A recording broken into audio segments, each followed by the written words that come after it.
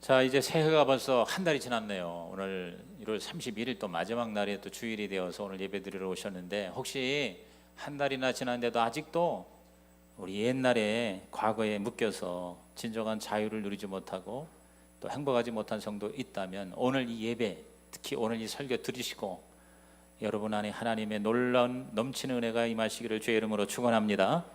제가 작년에 많이 읽힌 책 중에 그 미움 받을 용기라는 책을 읽고 아주 굉장히 재미있게 읽었어요. 그 현대 심리학을 지배하는 심리학의 거장 중에 프로이드하고 아들러가 있어요. 뭐 칼 융도 있습니다만, 근데 이 프로이드의 이 심리학이 굉장히 강력한 영향을 미치고 있어요.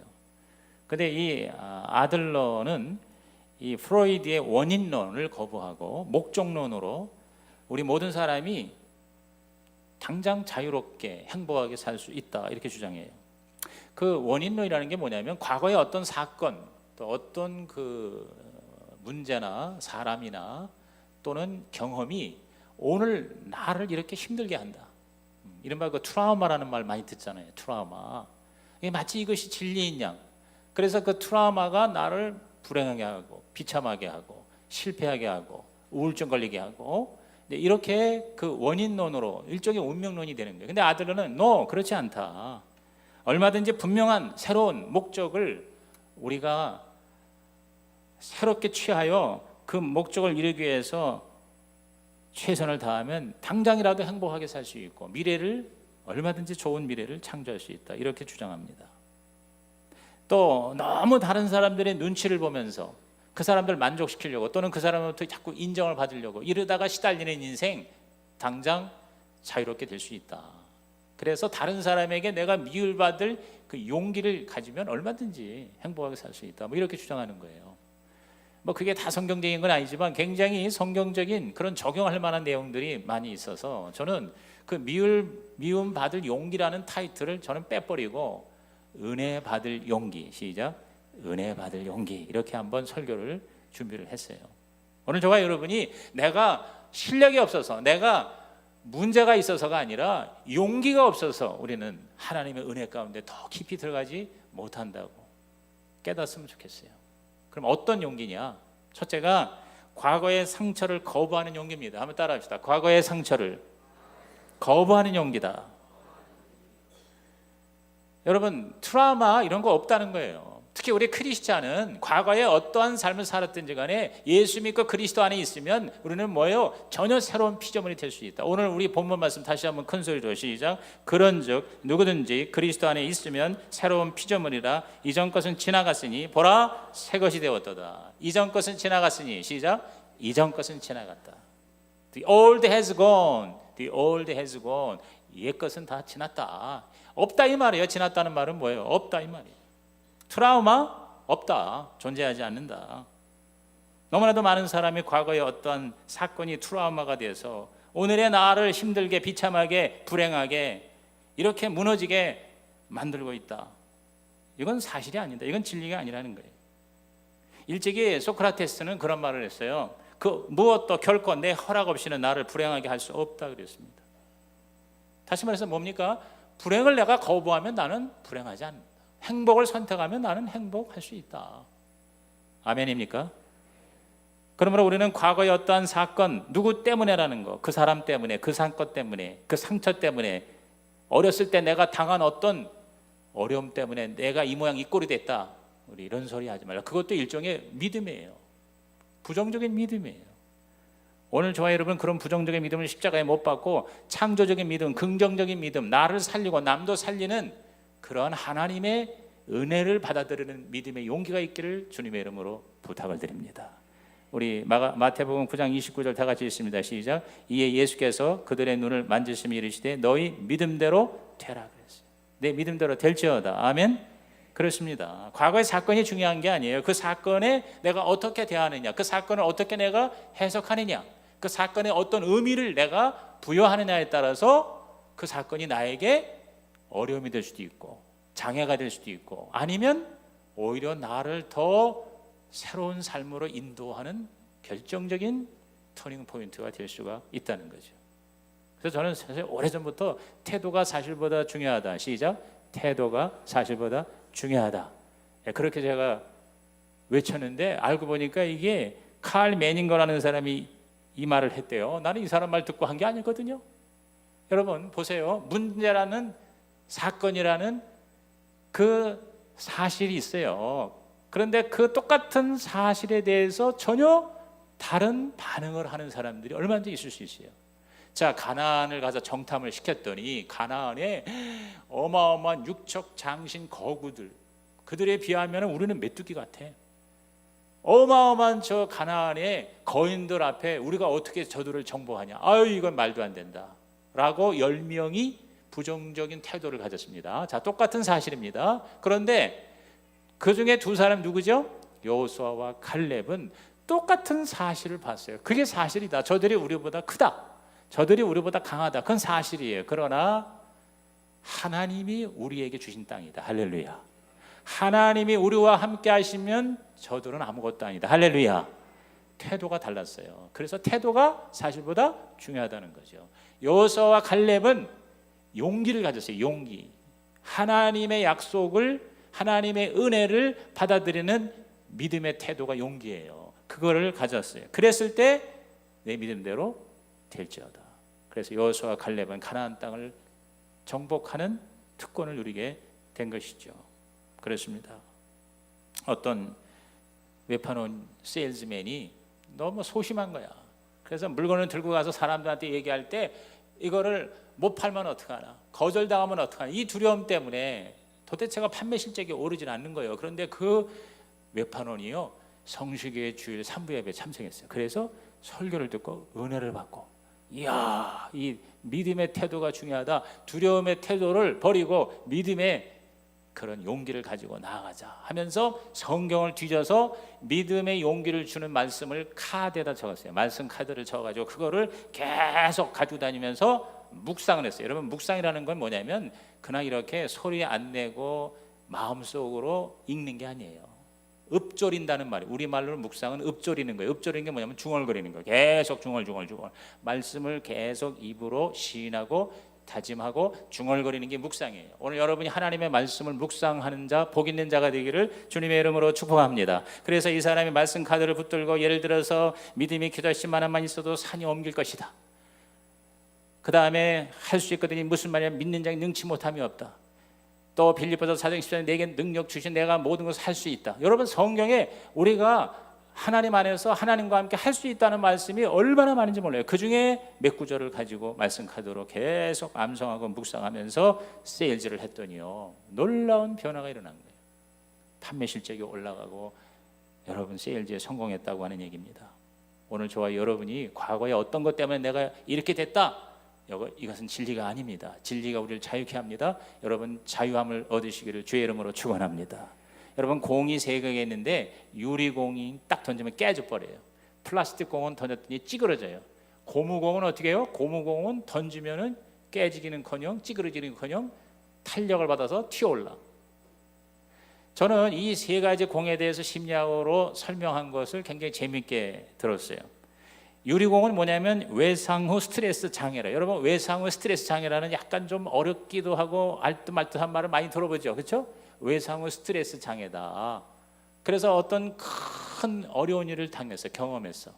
전쟁터에 나간 군인들이 여기저기서 막 사람이 죽고 자기 동료가 막 피 흘리고 죽고 구사일생을 살아나고, 그 끔찍한 그것이 외상 후 스트레스 장애가 됩니다. 자기한테 장애가 돼. 그래가지고 정상적인 생활을 못합니다. 우울증에 걸립니다. 밤에 잠을 못 잡니다. 그냥 막 비명 소리가 들리고 폭탄 소리가 들리고, 이걸 외상 후 스트레스 장애라고 그래요. 영어로는 Post Traumatic Stress Disorder라고 그랬어요. 그래서 PTSD 이런 심리학 명칭이 있습니다. 심각한 사건을 경험한 후에 고통을 계속 느끼는 거, 이게 외상 후 스트레스 장애예요. 이 장애의 특징은 자꾸 무엇 때문에라고 얘기합니다. 전쟁 때문에, 사건 때문에, 그 사람 때문에 라고 자꾸 뭐요? 때문에를 얘기하는 단계예요. 그런데 여기서 우리가 좀 더 나아집니다. 호전됩니다. 그러면은 때문에가 불구하고로 바뀝니다. 그럼에도 불구하고, 이거를 외상 후 회복이라고 그래요. 외상 후 회복, 포스트 트라우마틱 리커버리라고 그래요. PTR이라고 명칭을 하는데, 이것은 뭐냐면 회복이 되는 거예요. 그래서 내가 굉장히 어려운 일을 당하고 고통을 당했지만 그럼에도 불구하고 나는 지금 정상이다. 이해가 되시죠? 네, 그런 단계에 들어가면 이제 치유가 된 거예요. 그런데 우리 예수 믿는 우리 크리스찬들은요, 성령 받은 저와 여러분은요, 단지 장애에서 벗어나 정상화되는 회복 정도가 아니라 외상 후 성장이라는 단계가 있습니다. 포스트 트라우마틱 그로스라는 말입니다. 이것은 바로 뭐냐? 덕분에라고 얘기하는 거예요. 덕분에. 누구 때문에가 아니고 그럼에도 불구하고 아니라 덕분에, 내가 그런 고통을 당하고 고난을 당하고 어려움을 당한 덕분에 지금 나는 성숙해 있고 성장해 있고, 그리고 어떠한 어려움도 능히 이길 수 있는 그러한 놀라운 하나님의 축복에 들어갔다. 할렐루야. 욥이 바로 뭐예요? 축복이 됐잖아요. 성장을 했잖아요. 갑절로 더 하나님의 복을 받았다는 거 아닙니까? 오늘 우리 그리스도인은 이와 같은 덕분에 모든 것이 합력하여 선을 이루어 나의 고난 시련, 나의 모든 억울한 일조차도, 과거의 어떠한 상처도 오히려 나에게는 도움이 됐고 오히려 나에게 하나님의 은혜의 통로가 되었다. 동의하시면 아멘 하시기 바랍니다. 이것이 바로 저와 여러분이 가져야 할 용기예요. 우리들의 받을 은혜의 용기예요. 내가 불행한 것은 과거의 사건, 환경 또는 현재 내가 능력이 부족해서가 아니라 새로운 삶을, 정말 행복한 삶을 지금 당장 살겠다고 결단하는 용기가 부족한 탓이다, 그 말이에요. 용기만 있으면 우리는 지금 당장이라도 나는 행복하게 살 수 있다, 나는 자유롭게 살 수 있다. 이게 바로 믿음이에요. 이게 우리 성경에서 말하는 믿음이에요. 그래서 마가복음 9장 23절에 우리 다 같이 시작. 예수께서 이르시되 할 수 있거든이 무슨 말이냐? 믿는 자에게는 능히 하지 못할 일이 없느니라 그랬어요. 오늘 이 말씀이 여러분에게 말씀 카드가 되기를 주의 이름으로 축복합니다. 이 말씀 붙들고 뭐요? 그래, 믿음대로 되는 거예요. 믿음대로. 똑같은 사건도 내 믿음에 따라서 놀라운 하나님의 은혜의 통로가 되는 거예요. 우리 너무나 잘 아는 얘기 있죠. 신라의 고승인 원효대사. 원효대사가 당나라로 유학을 가려다가 이제 어느 동굴을 발견하고 밤에 잠을 거기서 잔 거예요. 그런데 밤에 잠을 자다 너무 목이 말라서 잠결에 이렇게 보니까 무슨 바가지 같은 게 있어. 근데 거기 보니까 물이 있어. 그래서 잠결에 바가지로 물을 마시는데 얼마나 시원하게 꺽 하고서 이제 트림 한번 하고 난 다음에 다시 바가지 뒤집어 엎고 잠을 잤네. 근데 아침에 이제 동이 탁 밝아가지고 일어나 보니까 그래서 이 동굴 같은 동굴이 보니까 무덤이야, 무덤. 무덤 사이에 거기 해골바가지가 있고 그 해골바가지 썩은 물을 밤에 맛있는 음료수로 생각하고 먹었다는 거예요. 그때 이 원효대사가 깨달은 게 일체 유심조, 인식하는 모든 것은 마음의 작용이구나. 유심소작, 모든 것은 마음먹게 달렸구나. 그의 마음에서 나온 그 깨달음, 결국 내가 문제구나. 내가 어떻게 하냐에 따라서 지옥도 천국이 될 수 있구나. 이러한 깨달음으로 당나라 유학을 가지 않았다는 얘기 아닙니까? 다 아는 얘기지만 사실 그게 우리가 성경적으로 적용할 수 있다는 것입니다. 오늘 저와 여러분이 과거의 상처조차도 하나님 앞에서, 십자가 앞에서 그것을 다 청산하고 얼마든지 그리스도 안에 새로운 피조물로 살 수 있다는 믿음으로 7번 넘어질 8번째 일어나시기를 주님의 이름으로 축복합니다. 그런 용기가 있기를 주의 이름으로 축원합니다. 그 용기가 있으면 넘치는 은혜를 받게 될 것입니다. 우리 이사야 선지자가 한 말을 여러분은 아멘으로 받으세요. 이사야 43장 18절 19절 우리 큰 소리로 다 같이 읽습니다. 시작. 너희는 이전 일을 기억하지 말며 옛날 일을 생각하지 말라. 보라, 내가 새 일을 행하리니 이제 나타낼 것이라. 너희가 그것을 알지 못하겠느냐? 반드시 내가 광야의 길을 사막의 강을 내리라 그랬어요. 이전 일을 기억하지 말고 옛날 일을 생각하지 말라. 과거의 트라우마 없다. 과거의 어떠한 문제, 사건, 그런 실패, 그리고 어떤 나의 그 끔찍한 체험이 나를 오늘 이렇게 비참하게, 이렇게 불행하게 만들었다, 이런 소리 더 이상 하지 말고 저와 여러분이 용기를 가지고 과거, 이전 일, 옛날 거 생각하지 말고 하나님이 나와 함께 하시면 광야의 길이 나고 사막의 강이 흐를 것이다. 여러분의 인생이 그렇게 되시기를 주의 이름으로 축복합니다. 두 번째, 우리가 은혜 받을 용기는 타인과의 관계를 개선하는 용기입니다. 따라합시다. 타인과의 관계를 개선하는 용기. 모든 고민, 불행, 우리들의 사실 힘들고 어려운 거는요, 내가 많이 못 가져서 또는 내가 많이 못해서라기보다는요, 관계예요, 관계. 하나님과의 관계에서 깨져가지고 우리가 죄인이 된 거 아닙니까? 관계가 다시 회복되면 우리는 뭐요? 하나님의 자녀가 되는 거예요. 인간의 관계에서 우리는 뭐요? 끊임없이 힘든 거예요. 부부가 왜 불행합니까? 왜 가정이 깨지고 이혼합니까? 부부관계가 좋지가 않은 거예요. 또 다른 사람의 모든 관계, 교회에서조차도 결국은 관계더라고. 관계. 목사님 설교 은혜 못 받아서도 떨어져 나가는지 모르겠지만 관계 때문에 그런 거예요. 관계. 여러분, 저와 여러분이 정말 그리스도 안에서 새로운 피조물이라는 것은 이 관계가 회복이 되는 거예요. 이 관계가 개선이 되는 거예요. 그런 용기가 여러분이 있기를 주의 이름으로 부탁을 드립니다. 우리가 자유의 행복을 누리지 못하는 사람들을 대개 보면 인간관계를 경쟁의 관계로만 생각하기 때문에 그래요. 여러분, 열등감이라는 게 뭐예요? 다른 사람과 관계에서 우월감, 열등감 이런 모든 것들이 뭐냐면 그 사람과의 조화를 이루지 못하는 거예요. 조화를.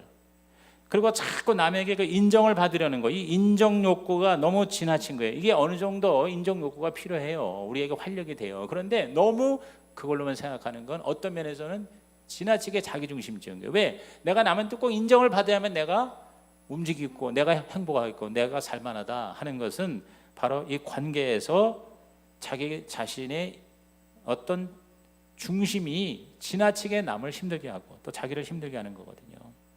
여러분, 적어도 여러분이 하나님과의 관계가 회복돼서 하나님이 정말 나를 인정해 주시면, 하나님의 인정은 내가 잘해서나 내가 뭔가 많이 가져서가 아니에요. 있는 그대로 하나님 우리를 인정해 주시잖아요. 그게 은혜잖아요. 아멘입니까? 그런 하나님의 진짜 인정을 받고 은혜를 받은 사람은 다른 사람이 나를 인정하고 안 하고 그렇게 너무 좌지우지되지를 않는다는 거죠. 여러분이 바로 그런 하나님의 사람이 되기를 주의 이름으로 축복합니다. 오늘 우리의 목표, 행동 목표가 두 가지가 있는데 첫째가 뭐냐면 스스로 일어서는 거예요. 자립의 자립. 여러분, 우리들이 우리 자녀들을 계속 이렇게 키우는 그 가장 궁극적인 목표가 뭐예요? 엄마 아빠 없이도 자기들이 독립해서 자립해서 일하고 돈 벌고 가정 이루고 잘 사는 거예요. 그렇지 않습니까?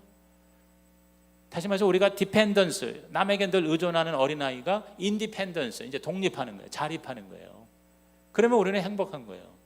그런데 그것으로 끝나는 게 아니라 더 나아가서 이제는 뭐냐면 다른 사람하고 조화를 이루는 단계, 이걸 인터디펜던스라고 영어로 구태여 말한다면 디펜던스, 인디펜던스, 인터디펜던스. 인터월드라는 거, 인터라는 게 뭐냐면 관계의 관계, 서로 좋은 관계를 누리고 조화를 이루어서 나만이 아니라 남도 같이 서로 손을 잡고 협력하는 거, 이게 뭡니까? 이게 사랑이죠. 그래서 예수님은 성경의 모든 가치를 이렇게 요약했습니다. 마태 22장 37절에서 40절을 다 같이 읽습니다. 시작. 예수께서 이르시되 내 마음을 다하고 목숨을 다하고 뜻을 다하여 주 너의 하나님을 사랑하라 하셨으니 이것이 크고 첫째 되는 계명이요 둘째도 그와 같으니 내 이웃을 내 자신같이 사랑하라 하셨으니 이 두 계명이 온 율법과 선지자의 강령이니라. 하나님이 나를 인정해서 내가 하나님을 사랑하면, 그러면 내가 나의 관계도 해결이 되고 다른 사람 이웃도 내가 내 자신처럼 사랑할 수 있는 그런 관계로 개선이 된다는 것이죠. 이러한 우리의 목표를 지원하는 그런 어떤 심리적인 그런 목표가 있다면 내가 자립을 하기 위해서, 내가 독립을 하기 위해서는 내가 자신감이 필요하잖아요. 나는 할 수 있다. 나는 능력이 있다. 이러한 자신감이 필요하고 또 다른 사람하고 조화를 이루기 위해서 살려면 뭐가 필요하냐? 모든 사람이 나의 적이나 경쟁자가 아니라 바로 나의 친구다. 이런 생각을 가지고 자세를 가지면 우리가 남하고 좋아하며 살 수가 있다. 성경에서도 뭐라고 합니까? 빌립보서 4장 13절 너무 잘하는 말씀. 시작. 내게 능력 주시는 자 안에서 내가 모든 것을 할 수 있다. 이런 자신감, 주님 안에서 새로운 피조물로 나는 힘들고 부족하고 연약하지만 하나님이 나와 함께 하시면 나는 할 수 있다라고 하는 진정한 자신감, 그것을 회복하여 여러분 모두가 스스로 자립할 수 있길 바라요. 교회에서도 맨날 누가 도와줘야 돼. 교역자가 도와줘야 되고 구역장이 도와줘야 되고 항상 이렇게 돌봐줘야 되고 인정해줘야만 신앙생활 하는 거, 이건 새신자예요. 이거 벗어나야 되잖아요. 이제는 스스로 웬만한 상황에서도 하나님 앞에 나와 예배하고 기도하고 꼭 전화해야 예배 출석하고, 이게 아니거든요. 이게 이제 자립신앙이란 말이죠. 그러려면 그리스도 안에서 하나님의 은혜를 받고 할 수 있다는 믿음으로 일어나야 된다. 그리고 우리가 성경에 또 로마서 12장 18절 보세요. 다 같이 읽습니다. 시작. 할 수 있거든 너희로서는 모든 사람과 더불어 화목하라 그랬어요. 화목이에요, 화목. 하나님은 우리에게 원하시는 것은 내 자신이 자신감을 갖고 할 수 있다는 믿음으로 일어서고, 뿐만 아니라 다른 사람과 화목하는, 하나님과 화목하듯이 다른 사람하고도 서로 싸우지 말고, 다른 사람을 지배하려고도 하지 말고 지배받지도 말고, 다시 말해서 권력 투쟁하지 말라 이 말이죠. 오늘날 얼마나 많은 사람들이 내가 옳다, 너는 틀렸다, 또 나는 너를 이겨야 돼, 이게 일종의 권력 투쟁이에요. 꼭 정치판에서만이 아니라 오늘 우리들의 삶의 관계에서 저와 여러분은 다른 사람과의 관계에서 내가 싸워서 이기고 내가 꼭 지배해야만 한다는 이런 논리에서 자유함을 얻을 때 우리 하나님은 저와 여러분에게 진정한 행복과 하나님의 은혜 천국을 허락해 주실 줄로 믿는 것입니다. 상대가 내가 원하는 대로 행동하지 않아도 우리는 화내지 말고, 또 이래라 저래라 다른 사람에게 자꾸 간섭하고 잔소리 하지도 말고, 남이 나를 좋아한다고 천국이고 남이 나를 싫어한다고 지옥이 되지 말고, 거기서 진정한 자유함을 누리라는 거죠. 아마 그래서 미움받을 용기라는 말을 썼지 않았나 싶어요. 오늘 진짜 모든 사람을 경쟁자나 적이 아니라 요새 진짜 모든 게 경쟁이잖아요. 무한 경쟁이잖아요. 그래가지고 사업하는 사람도 그렇고 기업에서도 완전히 그것이 진리가 돼가지고 우리 모든 사람들을 다 스트레스로 포로로 잡잖아요. 1등하지 않으면 다 망한다. 그래가지고 얼마나 여러분 잘 나가는 기업일수록 더 스트레스가 심해서, 제가 텐텐 제자 훈련하기 위해서 우리 30대 40대 남자들에게 전화를 하는데 거의 대다수가 목사님 시간이 없습니다. 평일날은 거의 불가능해. 그래서 주일날 저녁에 하겠다고, 자 주일날 저녁이니까 좀 한 10번 시간 갖자 그러면, 목사님 주일날도요 불려가서 일하는데 12시 1시에 퇴근합니다. 어떻게 하면 좋습니까? 너무 안쓰럽고 안타깝고 미안하고 그리고 화가 날 정도예요. 오늘 저와 여러분의 삶에 진정한 자유, 진정한 해방, 진정한 하나님의 행복과 은혜가 넘치는 삶을 살려면 이런 경쟁이 우리의 삶의 원리가 아니라 함께 연합하고 좋아하는 삶으로 우리들의 삶이 하나님의 나라가 되기를 주님의 이름으로 축복합니다. 다시 말해서 진리가 바로 뭐냐? 자, 요한복음 8장 32절, 진리를 알지니 진리가 너희를 자유롭게 하리라 그랬어요. 예수 그리스도가 진리예요. 그 하나님의 진리로 내가, 자 그럼 상황이 이런 걸 목사님이 그렇게 설교한다고 세상이 달라집니까? 세상이 이런데 어쩔 수 없습니다. 그러면서 거기에 여러분이 희생자가 되지 말고 그리스도 안에서 그 우리들의 처한 상황에서조차도 우리 하나님이 함께 하심으로 하나님의 기적이 일어나고 하나님의 놀라운 통치가 일어날 수 있다는 그런 희망을 갖고 용기를 가지고 우리 주님께 모든 걸 맡기는 저와 여러분 되시기를 주의 이름으로 축복합니다. 새로운 목적으로 여러분의 삶을 변화시키자는 거죠. 세 번째 우리 은혜 받을 용기는 뭐냐? 새로운 삶의 양식을 실천하는 용기입니다. 따라합시다. 새로운 삶의 양식을 실천하는 용기. 자, 우리가 이제 예수 믿으면요, 첫째가 새 생명이에요. 새 생명, 생명을 받잖아요. 그 다음은 새 사람이 돼요. 새 사람. 성경에는 얘기입니다. 그 다음에 우리의 삶이 새 생활이 되는 거예요. 그래서 제가 옛날에 이동원 목사님의 새 생활 세미나 30년 전에 저기 유관순 기념관에서 세미나 할 때부터 쫓아다녔는데, 지금 우리 이동원 목사님하고 한 20-30년 이제 그런 서로 교제하는 관계가 되었는데, 그때 그 이동원 목사님이 미국의 그 아주 유명한 강사의 그 좋은 메시지를 가지고 프로그램을 만든 게 그게 새생활 세미나예요. 그래서 예수를 믿으면 새 생명으로서 구원받고 새 사람이 되어서 예수님의 형상을 닮아가고 생활이 뭐냐면 새 생활이 되는 거예요. 그 새 생활이 뭡니까? 뉴 라이프 스타일이에요. 이것을 내가 반드시 우리의 삶에서 실현하려는 그런 용기가 필요한데, 그 용기가 바로 뭐냐? 바로 공동체 감각이라는 거예요. 공동체 감각. 내 중심적인 셀프 인터리스트, 나 중심의 그러한 감각이 아니라 소셜 인터리스트, 커뮤니티 인터리스트, 즉 공동체에 관심을 갖는. 그래서 내가 이 공동체에 유익한 존재라는 그 소속감과 가치감을 가질 때 우리는 진정한 용기를 가지고 행복하게 살 수가 있다는 것입니다. 다시 말해서 우리가 이 예수 그리스도의 몸이라는 공동체에 내가 뭔가 도움이 돼요. 내가 부족하고 내가 별로 그렇게 탁월하지 않지만 그러나 작은 것 하나라도 나는 분명히 도울 수 있다라는 용기를 가지고 그 공동체 안에 들어가는 거예요. 그래서 내가 가지고 있는 시간과 물질과 몸을 가지고 공동체의 몸을 이루는 작은 지체가 됩니다. 그래서 뭔가 이 공동체에 내가 공헌을 함으로써 도움이 됨으로써 내가 정말 내가 살만한 가치가 있구나라고 느낄 때, 그때 우리가 진정으로 자유함과 행복을 누릴 수가 있다는 것이죠.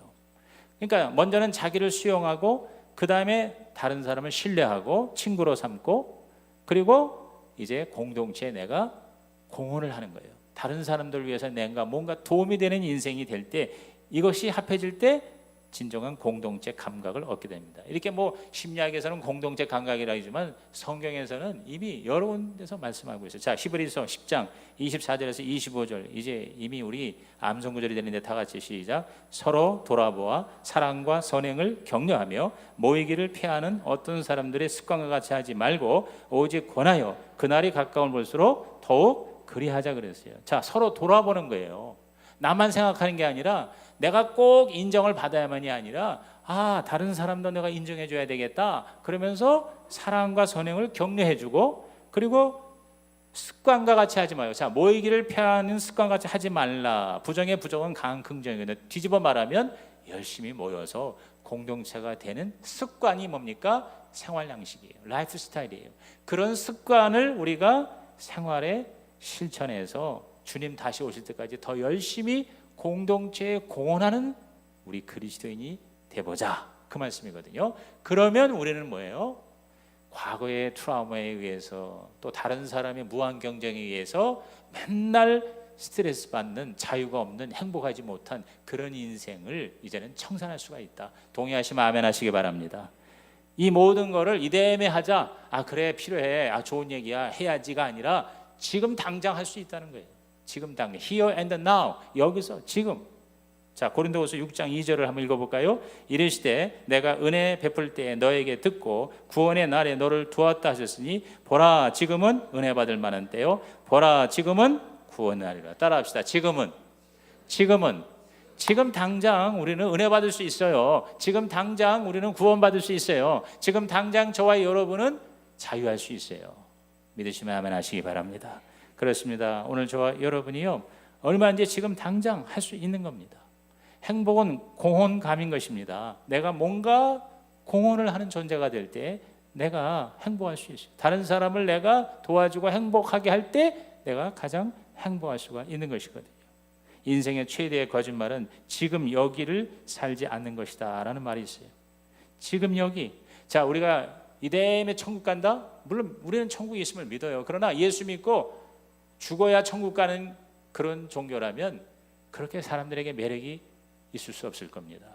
예수 믿는 저와 여러분은 죽어서도 천국 가지만 여기 살아있는 동안에도 지금 이 자리에서 우리는 천국을 경험할 수가 있다는 것입니다. 진정한 자유, 행복, 진정한 내 삶의 가치를 느끼고 하루하루를 하나님이 주신 목적을 이루는 진정한 행복감으로 살아가는 저와 여러분이 바로 하나님의 나라가 되는 것이죠. 그래서 예수님이 누가복음 17장 20절 21절에 바리새인들이 하나님 나라 질문할 때에 뭐라고 했습니까? 하나님의 나라는 너희 안에 있느니라 그랬어요. 따라합시다. 하나님의 나라는 내 안에 있습니다. 우리 앞에 계신 분에게 당신 안에 천국이 있습니다. 그렇습니다. 결론은 이겁니다. 세상은 멋진 것이다. 하나님의 나라가 될 수 있다. 그리고 모든 사람은 내 친구다. 따라합시다. 모든 사람들은 나의 친구다. 이 세상은 하나님의 나라다. 이러한 놀라운 결단과 용기가 오늘 산부 예배자에게 임하시기를 주님의 이름으로 축복합니다. 지금 당장이야. 지금 당장. 그리고 내가 그냥 하는 거예요. 남이 그거 따라주지 않아도 괜찮아. 남이 협력하지 않아도 괜찮아. 남이 나를 인정해 주지 않아도 it's okay. 괜찮습니다. 지금 내가 하나님의 진리를 깨닫고 하나님의 은혜를 받을 만한 용기를 가지면 하나님께서 저와 여러분의 모든 장애를 하나님의 성장과 축복과 위대한 승리의 기회로 만들어 주실 것입니다. 기도하시겠습니다. 하나님, 오늘 이 말씀 듣는 산부 예배자들이 지금 당장 자유함을 얻게 하여 주시옵소서. 지금 당장 행복하게 하여 주시옵소서. 지금 당장 일어나게 하여 주시옵소서. 하나님의 나라가 되게 하여 주옵소서. 예수님의 이름으로 축복하며 기도하옵나이다. 아멘. 우리 찬